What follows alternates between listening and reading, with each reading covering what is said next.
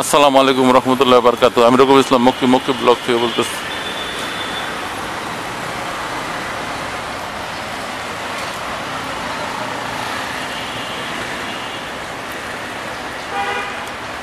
মিরপুর 10 নম্বর থেকে এই 6 নম্বরের দিকে বানারসি পল্লীর দিকে যাচ্ছে। রাস্তা ফাঁকা। আজকে অসহযোগ আন্দোলন হবে, অসহযোগ আন্দোলন। এটা অনেক দিন পরে অসহযোগ আন্দোলন আসলো। শেখ সাহেবের আমলে বলতো আপনারা অসহযোগ আন্দোলন হইল আপনারা সরকারের সহায়তা করবেন না, অসহযোগ আন্দোলন। সেই ঘোষণাটা আবার আসলো, ছাত্ররা দিল। আমার সবচেয়ে ভালো লাগে এটা,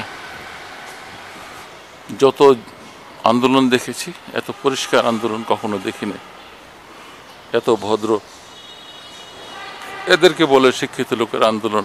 নিজের দেশের জিনিসপত্র জ্বালায়া বাস জ্বালাবে, ট্রেন জ্বালাবে, স্লিপার উঠাবে, দোকানপাট জ্বালাবে, দেশের ক্ষতি করবে, কইরা সেই দেখাবে যে আমি রাগ হয়েছি, আমরা আন্দোলন করতেছি। না, গতকালের আন্দোলন এত শান্ত, এত শ্রেষ্ঠ। আমি সকালে আসছি এই কারণে আমি দেখব যে এদের আন্দোলনের অবস্থাটা কি। আইসা দেখি এরা কেউ নাই। আজকে অসহযোগ আন্দোলনের কথা বইলে এরা চলে গেছে।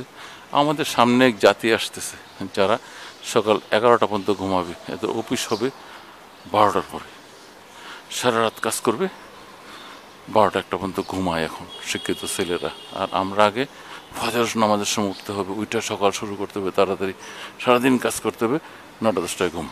এখন এরা না, এরা ঘুমায় 4টার সময়, এরা ঘুম শুরু করে 4টার সময়। আল্লাহ জানে কেমন জাতি হবে সেটা।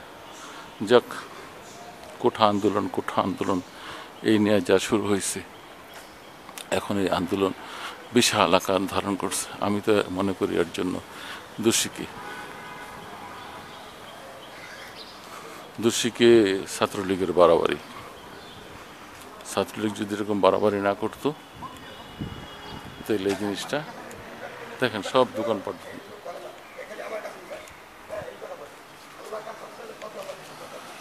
দোকানপাট বন্ধ, অসহযোগ।